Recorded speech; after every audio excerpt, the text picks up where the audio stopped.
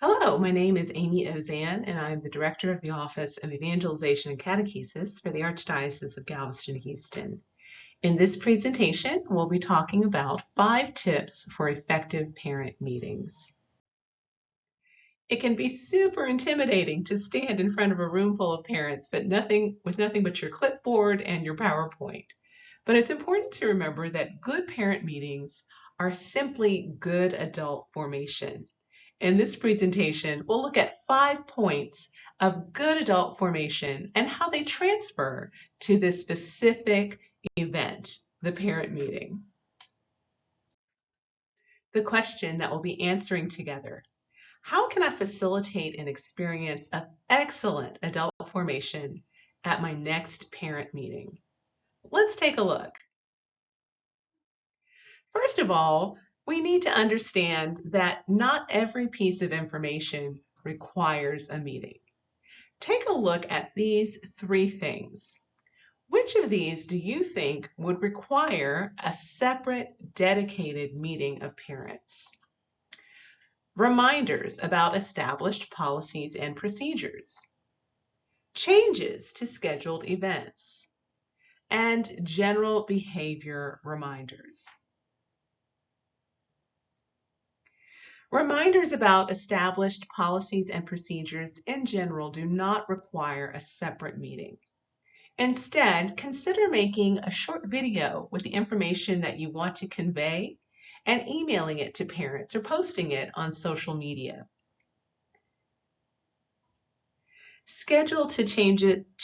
Changes to scheduled events typically do not require a separate meeting. Again, using social media or text messages or any of the messaging apps that you would typically use to convey information should be sufficient. If there are significant changes that require reworking or looking again at your plan, then pull in those parents that are most affected and talk to them, and then communicate the results of that meeting to everybody else. Finally, general behavior reminders typically do not require a separate parent meeting. If you're having issues with things like cell phones in the classroom or kids running in the hallway, those behavior expectations should have been clearly communicated at the beginning of the year before there's a problem. Specific behaviors should be addressed one-on-one with those involved. The next question: what kind of meetings should I have? During the pandemic, we all got really comfortable with virtual meetings, and I still love a good virtual meeting.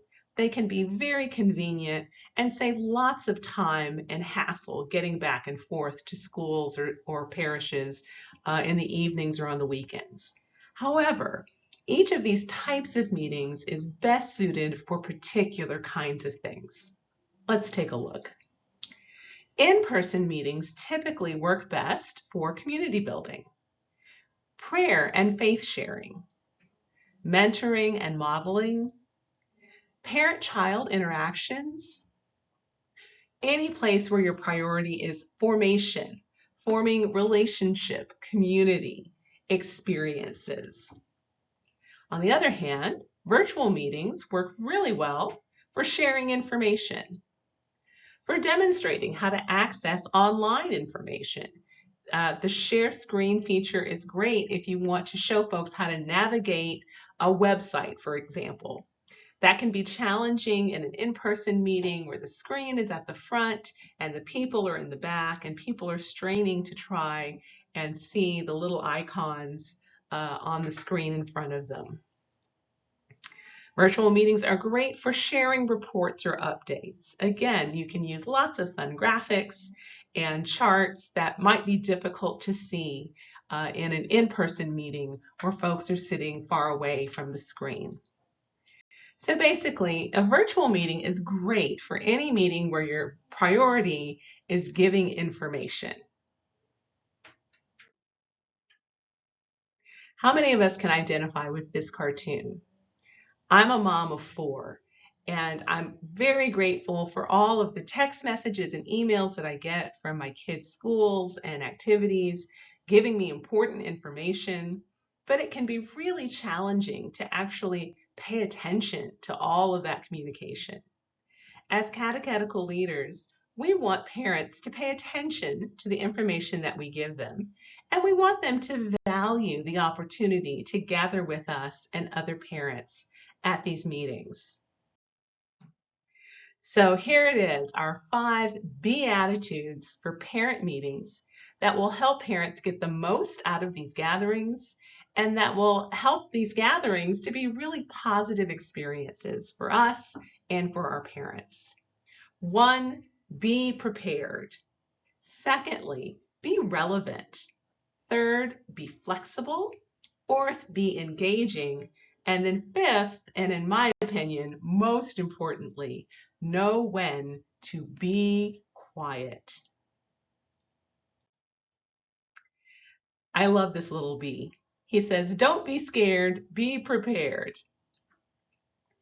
Prepare in prayer before you proceed. All of our meetings, our calendars, our events should take root first in prayer. Pray about your calendar for the year, pray about your parent meetings, pray about the information that you need to convey, and then make a plan according to the fruits of your prayer. Communicate early and often. Meeting details and agendas should be ready to pass out when you register children for religious education, either in the spring or the summer. Along with their registration forms, parents should also get a hard copy of the calendar, and it should be readily available on your website. Once you have a meeting scheduled, make sure and confirm the details a week ahead. The room, the setup, the speakers, the audio visual, all of it. There's nothing more frustrating than coming to a meeting ready to go and you're having to set up tables and chairs or the AV equipment isn't working. So do yourself and your parents a favor. Make sure that your room is set up and ready to go. Hospitality, especially in the evenings or at times that your meeting is going to cross over a meal time. Think about food, signage, and childcare. Signage is especially important if you have a large campus with lots of different meeting rooms. It's a great idea to have catechists or other helpers out in the parking lot directing parents to the place that you want them to go. Also, if it's available and if you can provide it, childcare is a wonderful resource for parents who are having to come to events after work or after school. Be relevant. I love this image here of the bullseye.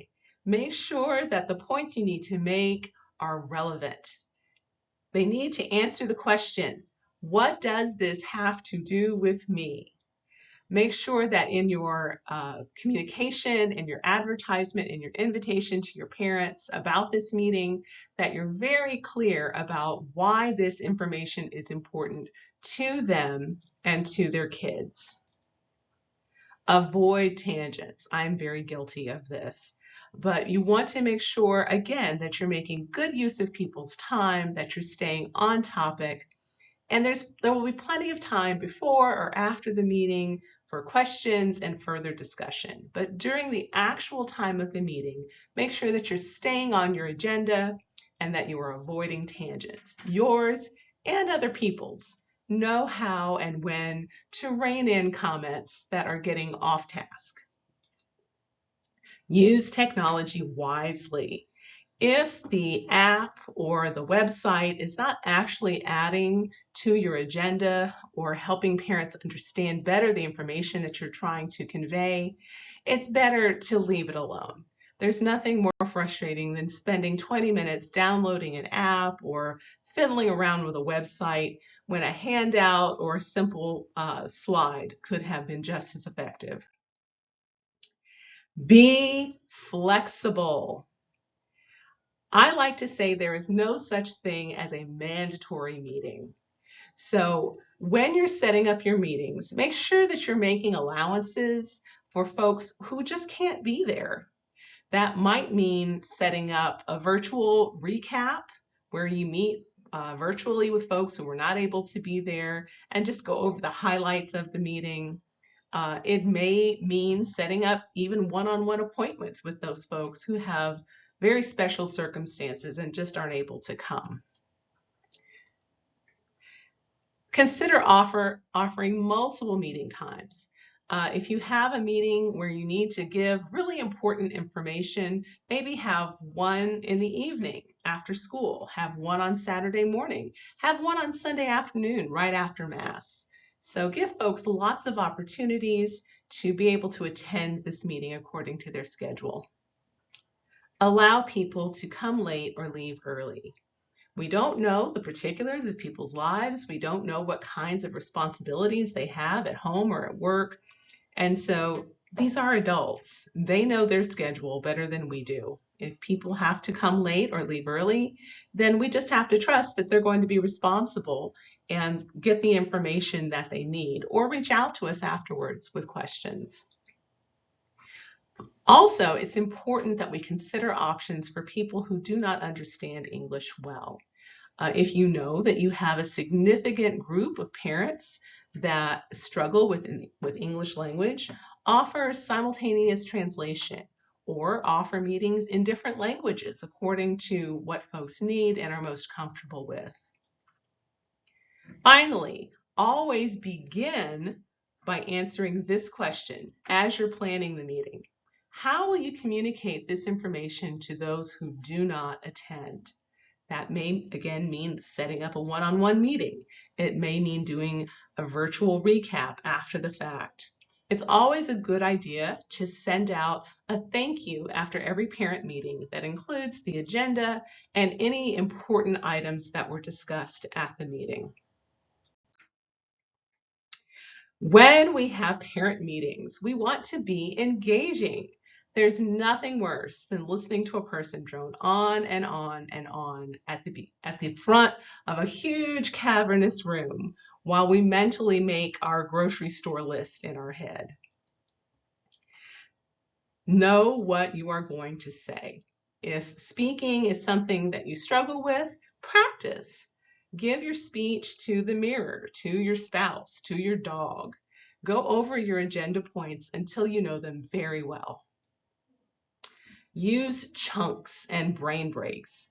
Instead of speaking for 45 minutes straight, break up the information into 10 or 15-minute chunks, and then ask a question or invite folks to turn and speak to the person next to them about the information that you've just given them.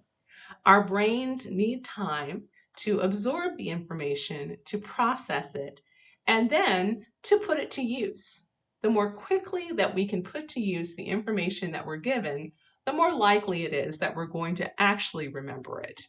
So for example, if you are talking about the cell phone policy, you're going over all these policies and procedures for your religious education program, you're speaking about the cell phone policy.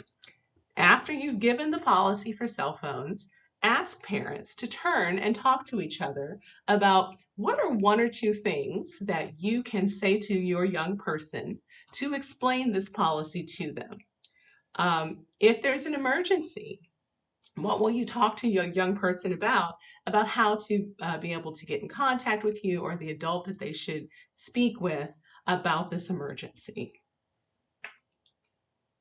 Use visuals. Handouts are great. Slides are wonderful. So using lots of visuals that engage people's eyes as well as their ears, their hands, be as multisensory as you can. This is a great way to help us not just receive information, but to absorb it and to make use of it. Use quizzes and polls. There are great apps that are very simple to use and free that you can download and help people to engage with the information by giving them a little quiz or taking a poll at the beginning of the meeting, maybe even having a few little door prizes for those that score high on the quiz. These are great ways to help people engage and stay involved in the presentation. Share appropriate anecdotes. People need to know that you're a person too. So talk to them appropriately about your own struggles with faith, with kids, with rules, with getting to Mass on time. All of those things help you to be more human and help your parents to feel more connected to you. Share relevant data using visuals. If you have a lot of stats or statistics that you need to go over, a great chart is a good thing.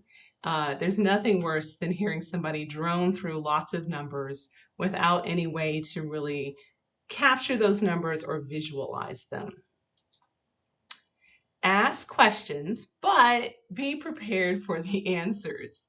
I always say to my teenagers, do not ask me questions you do not want the answers to. So if you, for example, are talking about the new religious education textbooks that you have given to all of the parents to take home and read, and you ask them, so how many of you are reading through those textbooks together with your children? And only 3 hands go up, then be prepared for that. So ask questions, but be prepared for the answers you're going to get. And then finally, use partner sharing and/or small group discussion. This is vital if you're doing any kind of faith sharing, if your topic is anything having to do with spirituality or our relationship with God. Have people turn and talk to one another. Do small faith group sharing. Finally, know when to be quiet. We want to begin and end in prayer. Thoughtful, intentional prayer. Take a moment, breathe, allow people to quiet themselves, to settle down, and then begin in prayer. Allow quiet time to reflect on an essential question, scripture, or quote. Sometimes people need time to formulate their ideas, to process information. Quiet time in between those chunks is important for the folks that need a minute to process, receive, and absorb information. Allow parents to share the fruit of their reflection with one another and/or with the group. Again, turn and share, small group sharing, all of these are great ways to turn over to the parents, to the adults, the responsibility for their own learning, for their own thinking and reflecting and considering these things. Be available after the meeting to listen to parent concerns. So we don't necessarily want our meeting to become simply an airing of grievances or for grumpy parents to talk about everything they don't like, unless, the point of the meeting is to listen to parent concerns. It's a good idea to make sure that you're available for at least a half hour after every meeting to speak with parents who have particular situations or particular questions that don't apply to the general group. A great response to a question like, well, but I have a divorce situation, and so my child is only with me every other weekend, and her grandma's dropping her off, and so do I need to sign a list for that? A great response to that question would be, that sounds like you are really doing a great job of prioritizing your child's faith formation. Let's talk after the meeting about how we can help you and support you with that. So again, our 5 Beatitudes. Be prepared. Get your agenda ahead of time. Practice your presentation ahead of time. Make sure that your room is set up and ready to go. Be relevant. Stay on topic. Stick to your agenda and help other folks to do the same. Be flexible. Plan for the folks that aren't able to attend, who may struggle with English as a second language, who need childcare. If you're having your meeting over a mealtime, make sure that you are providing some kind of food for folks who are coming straight from work or straight from school. And there is no such thing as a mandatory meeting. Make a plan ahead of time to talk to touch base with folks who aren't able to attend your meeting. Be engaging. Share appropriate anecdotes. Be human. Allow folks to speak to each other and to interact with one another and the information that you're giving them. Finally, be quiet. Know when to hush and allow the Holy Spirit to work. So that brings us to the end of this presentation and our essential question once again. How can I facilitate an experience of excellent adult formation at my next parent meeting? I invite you to take a few minutes to jot down 2 or 3 ideas that you want to try for your very next parent meeting. On behalf of the Office of Evangelization and Catechesis, thank you for viewing this video, and please do reach out to us if there's anything that we can do to answer any questions about this or any other aspects of catechetical ministry. Thank you, and God bless.